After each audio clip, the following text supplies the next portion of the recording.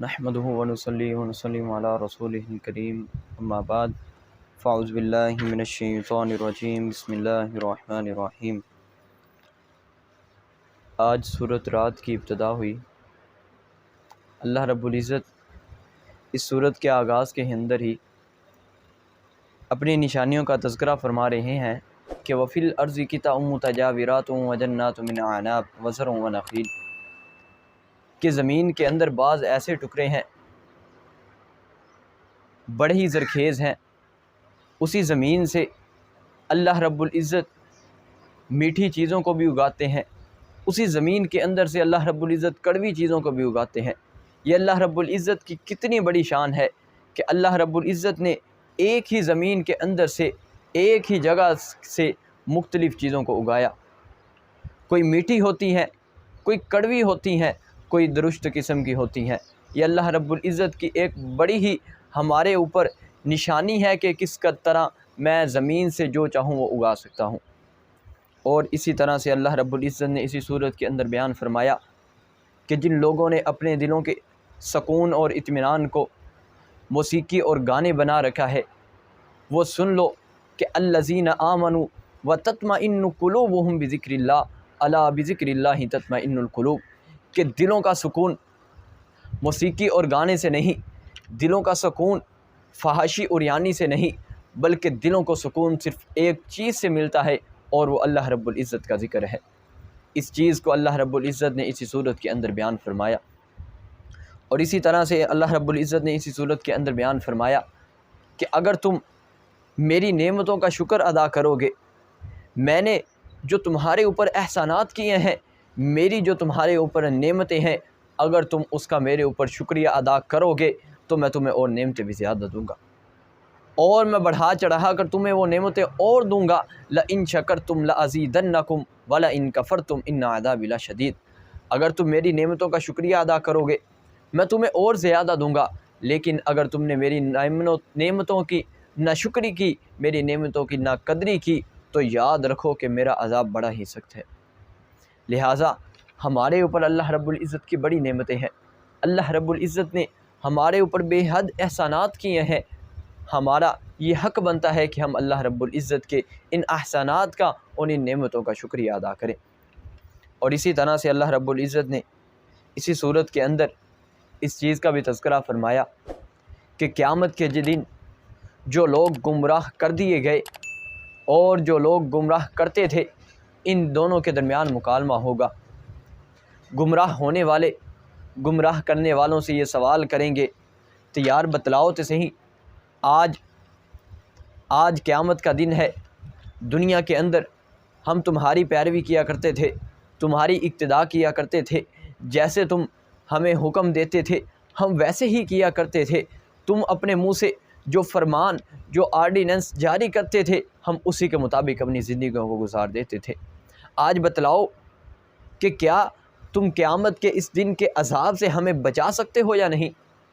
تو وہ کہیں گے ہمیں تو خود اپنا معلوم نہیں، ہم کس طرح سے تمہیں بچا سکے۔ لوگوں یہ دیکھیے کہ جو لوگ برے رستے کی طرف لے کر جاتے ہیں، لوگوں کو برائی کی طرف دعوت دیتے ہیں، جو لوگوں کو شرک کی طرف لے کر جاتے ہیں، وہ کس طرح سے بچا سکیں گے؟ وہ تو خود اپنی فکر کے اندر ہے کہ ہمارا معاملہ کیا ہوگا، ہم اللہ رب العزت کے سامنے کیا جواب دیں گے اور ہمارا معاملہ کیسا ہوگا۔ وہ لوگ کیسے دوسرے لوگوں کو بچا سکتے ہیں؟ لہٰذا ان لوگوں کی طرف نہ جائیے، ان لوگوں سے بچیے اور اللہ رب العزت کی طرف آئیے۔ اللہ رب العزت نے جو کچھ قرآن مجید کے اندر بیان فرمایا ہے، احادیث کے اندر نبی اکرم صلی اللہ علیہ وآلہ وسلم نے بیان فرمایا ہے، اسی کے مطابق اپنی زندگی کو گزاری۔ ان پیروں فقیروں کے پیچھے جانے کا کوئی فائدہ نہیں، یہ لوگ ہم نے گمراہی کی طرف لے کر جاتے ہیں اور ہمیں سیدھے رستے سے بھٹکاتے ہیں۔ اور اسی طرح سے اسی صورت کے اندر اللہ رب العزت نے بیان فرمایا کہ قیامت کے دن شیطان اور اس کے پیچھے چلنے والوں کا بھی مکالمہ ہوگا۔ جب جنتی جنت کے اندر ڈال دیے جائیں گے اور جہنمی جہنم کے اندر ڈال دیے جائیں گے، تو اللہ جہنم کے اندر سے شیطان کھڑا ہوگا اور وہ کہے گا کہ لوگوں، اللہ رب العزت کا وعدہ سچا تھا، نبی اکرم صلی اللہ علیہ وآلہ وسلم کا فرمان سچا تھا، تم لوگوں نے میری بات کو مانا، تم لوگوں نے نبی اکرم صلی اللہ علیہ وآلہ وسلم کی بات کو ٹھکرا دیا۔ اللہ رب العزت کے وعدے سچے تھے، ان وعدوں کی طرف تم نہ گئے۔ میں تمہیں تمہاری ہلکی سی دعوت دیتا تھا، تمہیں ذرا سا برائی کی طرف بلاتا تھا، لیکن تم لوگ دوڑے بھاگے اس برائی کی طرف آ جاتے تھے، اس برائی کو کرنا شروع کر دیتے تھے۔ آج یاد رکھو تم بھی عذاب چکھ رہے ہو، یہ اسی وجہ سے ہے جو تم میری پیروی کرتے رہے ہو۔ لہٰذا اللہ رب العزت کی طرف آئیے۔ اللہ رب العزت ہمیں واضح طور پر ہماری کامیابی کے اعلان فرما رہے ہیں کہ تم یہ کام کر لو گے تمہاری کامیابی ہے، تم یہ کام کر لو گے تمہاری کامیابی ہے۔ لیکن وہ شیطان اس رستے کے اندر آڑ بنتا ہے، اس رستے کے اندر دیوار بنتا ہے، لوگوں کو گمراہی کی طرف لے کر جاتا ہے، لوگوں کو برائی کی دعوت دیتا ہے۔ لہٰذا شیطان کی بات نہ مانیے، جس طرح اللہ رب العزت نے قرآن مجید کے اندر بیان فرمایا ہے اسی طرح چلیے، نبی اکرم صلی اللہ علیہ وآلہ وسلم کے فرامین کے مطابق اپنی زندگیوں کو گزاریے۔ اور اللہ رب العزت نے اسی صورت کے اندر قیامت کی ہولناکیوں کا بھی تذکرہ فرمایا کہ وَلَا تَحْسَبَنَّ اللَّهَ غَافِلًا عَمَّا يَعْمَلُ الظَّالِمُونَ، کہ وہ لوگ جن لوگوں نے اپنی جانوں کو ظلم کیا ہے، وہ لوگ اللہ رب العزت کو غافل نہ سمجھے۔ اللہ رب العزت ذرے ذرے سے بھی، ہر چیز سے، ہر بات سے واقف ہے۔ جو کچھ بھی تم لوگوں نے دنیا کے اندر کیا ہے، چاہے وہ کسی کمرے کے اندر چھپ کر کیا ہو، چاہے سری طور پر کیا ہو، اعلانیہ طور پر کیا ہو، جیسے بھی کیا ہے، اللہ رب العزت اس چیز کو جاننے والے ہیں۔ اللہ رب العزت کی نافرمانی نہ کیجیے، اللہ رب العزت کی حدود کو پامال نہ کیجیے، اللہ رب العزت کے حکموں کو مانیے۔ اور اللہ رب العزت اس دن، قیامت والے دن، ہر انسان کو اس کے نامہ اعمال میں واضح طور پر دکھلا دیں گے کہ تم نے دنیا کے اندر یہ کارنامے سر انجام دیے ہیں۔ اس لیے اپنی برائیوں کو مٹانے کے لیے اللہ رب العزت سے توبہ کیجیے، اللہ رب العزت کی طرف رجوع کیجیے اور اللہ رب العزت سے معافی مانگیے۔ اور اسی طرح سے سورۃ ہجر کی بھی تراویح کے اندر تلاوت کی گئی۔ اس سورت کے اندر اللہ رب العزت نے قرآن مجید کی حفاظت کا ذمہ اپنے سر لیا کہ اِنَّا نَحْنُ نَزَّلْنَا الذِّكْرَ وَإِنَّا لَهُ لَحَافِظُونَ، کہ بے شک ہم ہی لوگ ہیں جو قرآن مجید کی حفاظت کرنے والے ہیں، جو قرآن مجید کو تغیر اور تبدل سے بچانے والے ہیں۔ پہلی امتوں کے اندر جو مصاحف بھیجے گئے، جو کتابیں نازل ہوئی، ان کے اندر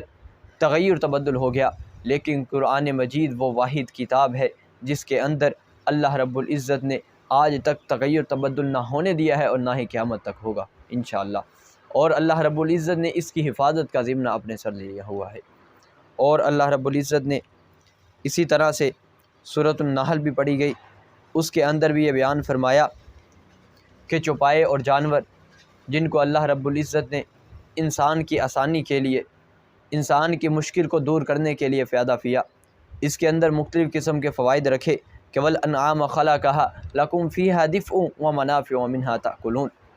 ان جانوروں پر ہم اپنا بوجھ بھی رکھتے ہیں، ان جانوروں سے ہم کھاتے بھی ہیں۔ وَلَكُمْ فِيهَا جَمَالٌ حِينَ تُرِيحُونَ وَحِينَ تَسْرَحُونَ وَتَحْمِلُوا أَثْقَالَكُمْ إِلَىٰ بَلَدٍ لَمْ تَكُونُوا بَالِغِيهِ إِلَّا بِشِقِّ الْأَنفُسِ، کہ یہ وہی جانور ہیں جن جانوروں کے اوپر تم اپنے سامان کو رکھ کے، اپنے بوجھ کو رکھ کے ایک جگہ سے دوسری جگہ، ایک شہر سے دوسرے شہر آسانی کے ساتھ سفر کر کے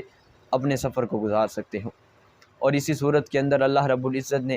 اپنی نعمتوں کو بھی بیان فرمایا کہ وَإِن تَعُدُّوا نِعْمَتَ اللَّهِ لَا تُحْصُوهَا، اگر تم رب العالمین کی نعمتوں کو شمار کرنے بیٹھ جاؤ، نعمتوں کو گننے بیٹھ جاؤ، تو یاد رکھو تم کبھی بھی رب العالمین کی نعمتوں کو شمار نہیں کر سکتے۔ اور اسی طرح سے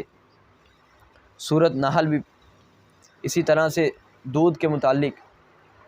اللہ رب العزت نے بیان فرمایا کہ رب العالمین کی یہ کتنی بڑی شان ہے کہ رب العالمین نے ایک ہی جانور کے اندر سے جہاں گوبر بھی موجود ہے اور خون بھی موجود ہے، لیکن ان دونوں کے درمیان سے رب العالمین نے دودھ جیسی نعمت کو نکالا اور انسانوں کے لیے اس کے اندر طاقت رکھی اور توانائی رکھی۔